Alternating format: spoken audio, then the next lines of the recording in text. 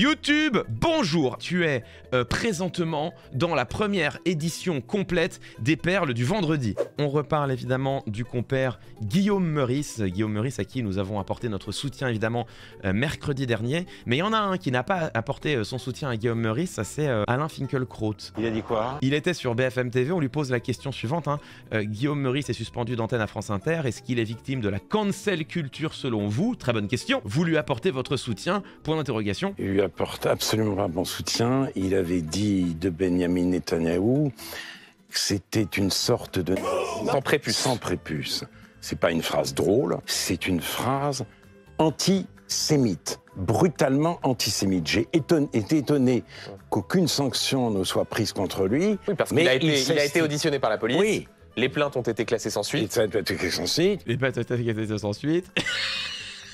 Ça arrive, c'est bon, ça vous arrive pas de bafouiller vous, ça arrive, ne vous moquez pas. Oh là là, vous êtes malicieux, c'est pas bien ce que vous faites. France Inter à l'époque craignait les réactions violentes. D'ailleurs, je pense qu'il y en aura, mais il est allé jusqu'à réitérer ses propos. Donc ce n'est pas un humoriste, c'est un militant qui s'attaque très souvent, d'ailleurs, au physique des gens. Il avait expliqué à mon propos que j'avais le cerveau qui me coule du nez, que j'étais complètement gâteux, etc. Enfin bref. C'est hyper méchant de la part de Guillaume Meurice, c'est pas bien Guillaume, c'est pas bien de faire ça. L'image est vraiment hilarante, mais c'est pas bien, vraiment. C'est l'évolution Pokémon d'Alain Finkielkraut. Who's that Pokémon? On l'a connu philosophe, auteur d'ailleurs dans sa jeunesse de livres tout à fait remarqués. On le savait, éditorialiste réactionnaire dans les médias depuis un moment, mais dernière évolution Pokémon d'Alain Finkielkraut, il est désormais l'oracle. Celui qui dit ce qui est antisémite et ce qui ne l'est pas, ce qui est drôle et ce qui ne l'est pas. Vous l'avez entendu, Guillaume Meurice, c'est quelqu'un qui n'est pas drôle. Voilà, si vous pensez le contraire, vous avez tort bien sûr, vous avez tort évidemment.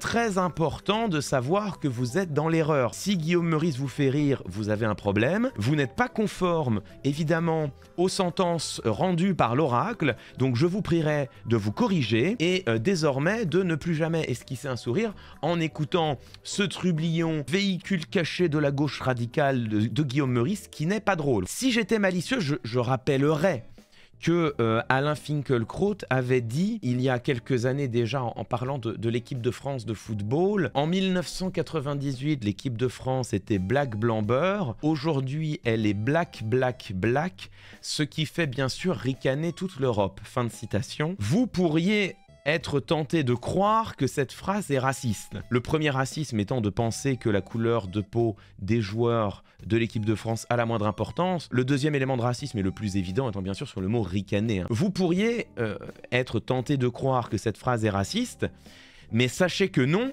car Alain Finkielkraut, quelques semaines plus tard, répondra à la polémique en disant « Mais vous n'avez rien compris, c'était une blague, c'était une boutade, l'oracle a parlé ».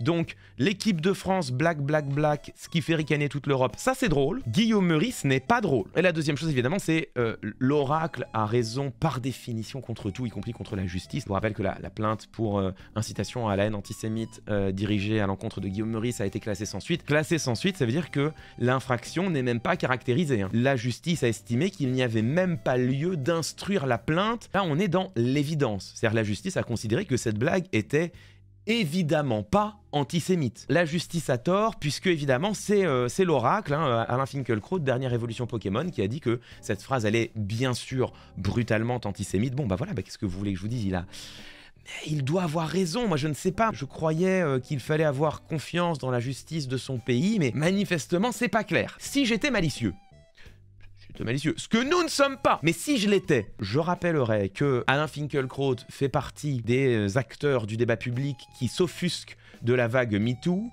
qui sont scandalisés par ce qu'il appelle lui-même des procès médiatiques. Alain Finkielkraut fait partie de ceux qui disent « Laissez la justice faire son travail, la justice ne se rend pas dans l'espace public ». C'est là où l'oracle n'est pas clair. Quand il s'agit de défendre des agresseurs, là, il faut laisser la justice faire son travail. Mais quand la justice dit que la blague de Guillaume Meurice n'est pas antisémite, en fait, si elle est quand même antisémite.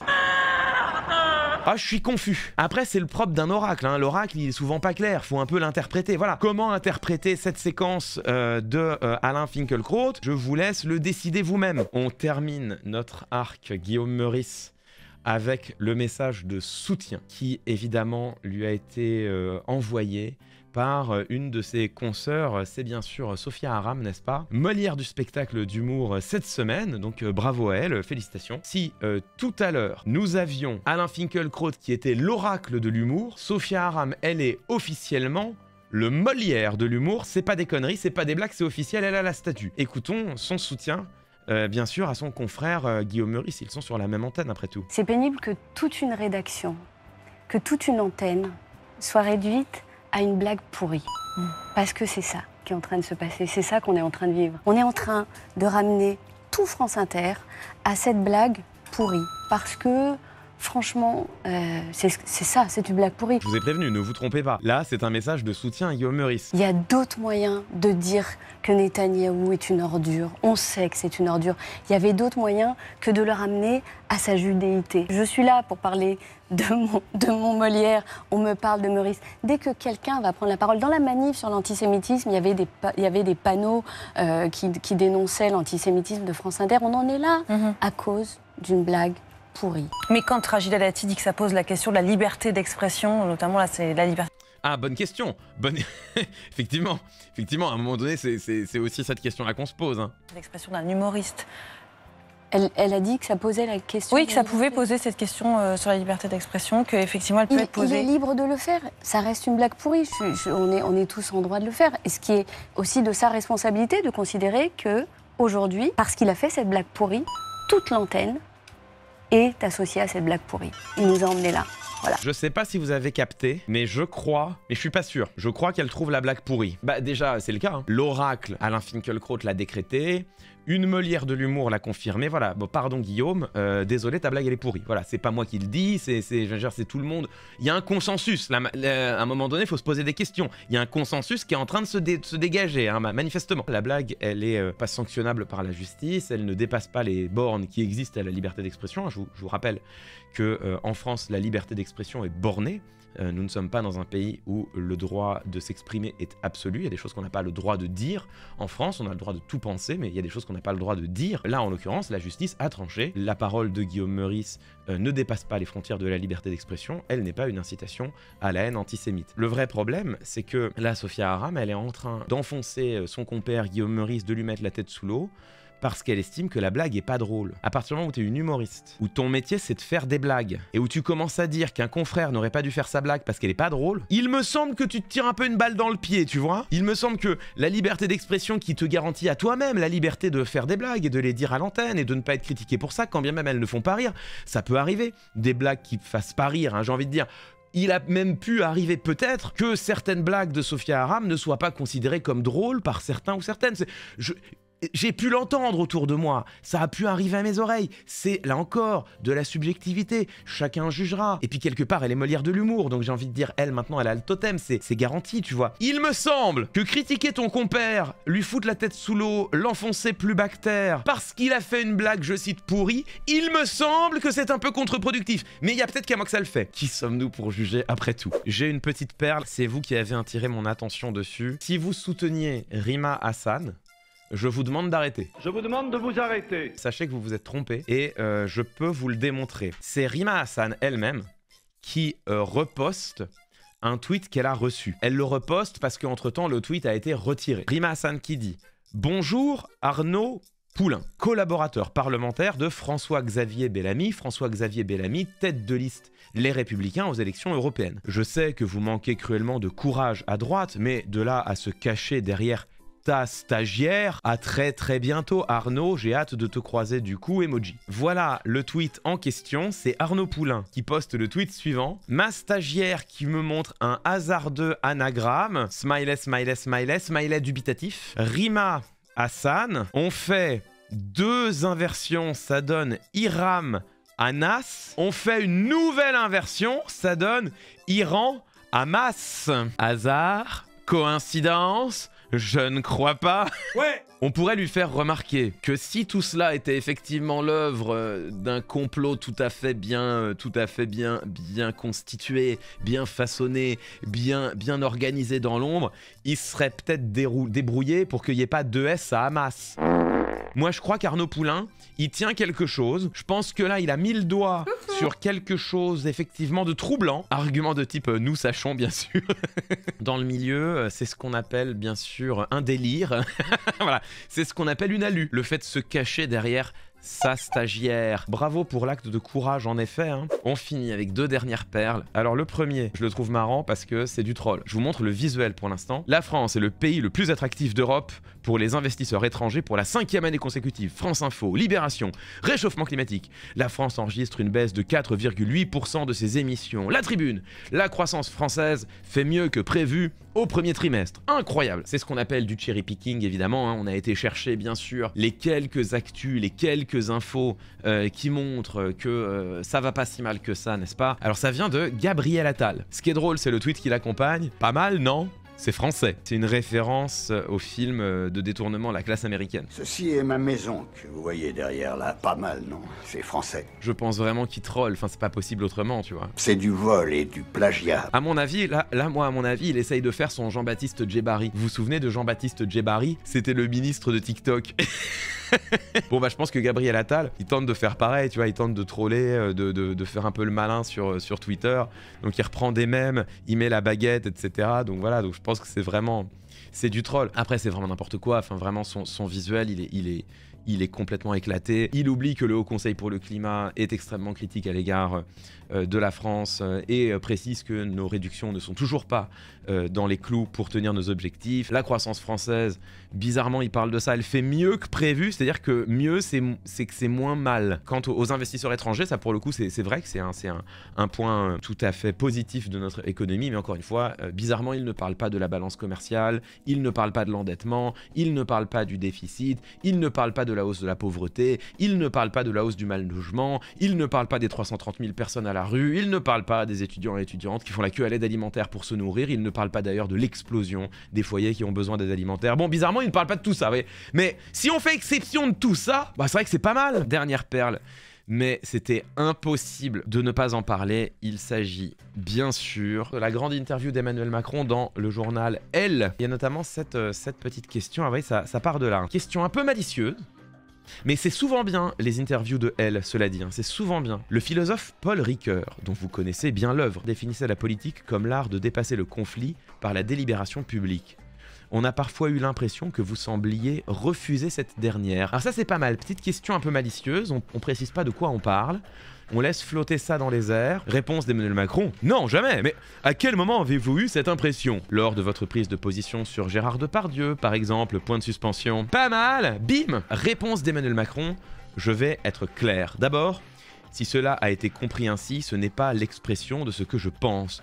Je me suis exprimé sur Gérard Depardieu parce qu'il y avait toute une polémique sur des propos tenus dans un documentaire et sur la question de sa Légion d'honneur. Or, je suis pour que l'on écoute, mais je n'ai jamais défendu un agresseur face à des victimes. Gérard Depardieu a été mis en examen et sera jugé en octobre pour des faits d'agression sexuelle. Diriez-vous encore qu'il rend fier la France? Il n'y a chez moi aucune complaisance, juste une volonté de respecter nos principes tels que la présomption d'innocence. Ces mêmes principes qui vont permettre à la justice de statuer en octobre prochain, et c'est une bonne chose. J'ai un profond respect, une bienveillance et une grande confiance pour et dans la parole des femmes. Je suis intraitable sur la question des viols, de la domination, de cette culture de la brutalité. Ma priorité est et a toujours été la protection des victimes, et c'est aussi le cas pour l'affaire Depardieu. Je reviens sur quelques-unes de ces phrases. Je n'ai jamais défendu un agresseur face à des victimes. Je suis intraitable sur la question des viols, de la domination, de cette culture de la brutalité. Ma priorité est et a toujours été la protection des victimes, c'est aussi le cas pour l'affaire Depardieu. Je vous propose de ressortir la malice, hein, n'est-ce pas? Alors, réécoutons ce qu'il disait à l'époque, n'est-ce pas? Sur France 5. Alors vous me dites, ce n'est pas une perle. Oui, c'est pas une perle. Là, c'est pas une perle. Là, ça donne envie de se pendre. Je suis un grand admirateur de Gérard Depardieu. Aïe! C'est un immense acteur. Il a servi les plus beaux textes. Lui aussi, c'est un génie de son art. Je le dis en tant que président de la République, mais aussi en tant que citoyen, il rend fier la France. Il n'a jamais défendu Gérard Depardieu face à ses victimes. Bah, du coup, il va parler des victimes, du coup, j'imagine, puisqu'il a dit qu'il était du côté des victimes. Il y a parfois des emballements sur des propos tenus. Je me méfie du contexte. J'ai compris qu'il y avait des polémiques sur des reportages. Une polémique orchestrée par les médias de Bolloré. Je vous rappelle que dans toutes les images de complément d'enquête, on voit Gérard Depardieu exercer une forme de brutalité sexuelle tout à fait indéniable sur les femmes qui l'accompagnent.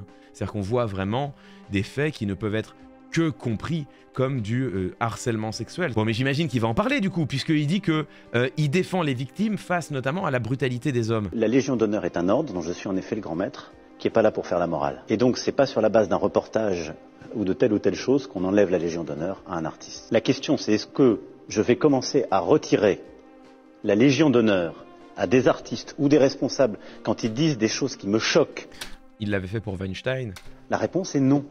Ah bah du coup il l'avait fait. Je vous le dis tout de suite parce que ça n'est pas un ordre moral et je n'ai pas envie que ce le soit. Qu'il y ait une procédure qui soit instruite par des gens qui ont envie de l'instruire, c'est leur choix. Mais en mon âme et conscience, sur la base des polémiques actuelles, moi je vous le dis. Notez, sur la base des polémiques actuelles. Hein. C'est-à-dire qu'il y a des images qui ont été diffusées, mais il continue de parler de polémiques. Attendez. Au-delà de la polémique, ce sont des propos qui sont sous le coup de harcèlement, d'agression sexuelle. Ah, merci. Attendez. Je suis, là aussi, inattaquable sur la lutte contre les agressions faites aux femmes, les violences faites aux femmes, et pour l'égalité femmes-hommes. Alors ça, c'est incroyable. C'est incroyable. Ce sont les deux grandes causes de mes deux quinquennats. Mais j'aime bien que ça se fasse en bon ordre et que là aussi, nos valeurs soient respectées. Dans nos valeurs, il y a la présomption d'innocence. Il y a une chose dans laquelle vous ne me verrez jamais, ce sont les chasses à l'homme. Je déteste ça. Il s'agit de ça. Mais quand tout le monde tombe sur la même personne en disant pique-pendre sur la base d'un reportage, sans qu'il ait même la possibilité de se défendre, qui est le moins contradictoire, bon. Donc ça, avec moi, c'est non. À côté de ça, il y a des procédures judiciaires. Il n'y a rien qui va dans cette séquence, mais quand même, si on fait le bilan, Emmanuel Macron commence par dire toute l'admiration qu'il a pour le grand acteur, le grand artiste qu'est Gérard Depardieu, précise qu'il rend fier la France, met en doute la parole des journalistes pour les quelques secondes controversées, ça a depuis été débunké, mais met en doute la parole des journalistes du service public pour quelques secondes, en laissant de côté toutes les autres dans lesquelles on voit Gérard Depardieu commettre ce qui est de manière manifeste du harcèlement sexuel vis-à-vis de la traductrice qui, à l'époque, l'accompagne. Il n'a pas un mot pour les victimes. Au contraire, il qualifie cette séquence de chasse à l'homme, jetant donc de manière implicite certes, mais jetant néanmoins le discrédit sur la parole des victimes telle qu'elle s'est libérée. Et il conclut en disant « Mais de toute façon, je ne vous laisserai pas m'attaquer là-dessus, je suis inattaquable sur les violences faites aux femmes, alors même que sur la base de ce qu'il vient de dire, il y a pourtant matière à l'attaquer. » On appelle ça bien sûr la pétition de principe. La pétition de principe, ça consiste à prendre comme prémisse, comme base de son raisonnement, ce qu'il faudrait normalement démontrer. Il appartiendrait à Emmanuel Macron de démontrer qu'il est inattaquable sur les violences faites aux femmes, c'est ce qu'il devrait démontrer, mais au lieu de démontrer cela, il le prend comme une prémisse. Non mais de toute façon, moi je suis inattaquable sur les violences faites aux femmes, je suis inattaquable, hein. Donc voilà, sujet suivant. Maintenant qu'on a revu cette séquence, je vous propose de relire voilà, ses propos dans Elle. Je n'ai jamais défendu un agresseur face à des victimes. Si il n'y a chez moi aucune complaisance. Si, je suis intraitable sur la question des viols, de la domination, de cette culture de la brutalité. Bah... non, du coup. Ma priorité est et a toujours été la protection des victimes, et c'est aussi le cas pour l'affaire Depardieu.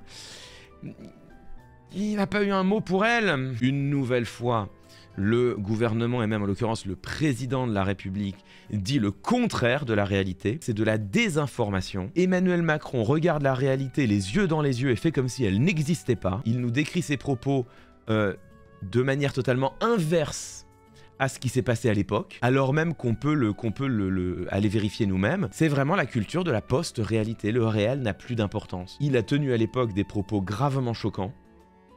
Il ne s'en est jamais excusé. Il prétend désormais ne jamais les avoir tenus. Ce sont exactement les méthodes qu'utilisait à l'époque Donald Trump lors de sa présidence. C'est du Trumpisme, c'est de la post-réalité. Cette petite vidéo, voilà, pour que nous nous souvenions de l'environnement politique et rhétorique dans lequel nous évoluons en ce moment en France. Bien, bon, écoutez, est-ce que vous avez aimé? Moi j'aime bien. Moi, je vous avoue, je trouve que c'est rigolo. Je trouve que c'est rigolo, on fait un peu de mauvais esprit, on fait des trucs plus légers, on se moque un peu. Pur banger, oui top, bon vous avez aimé. Il y a du rythme, très bien, très bien.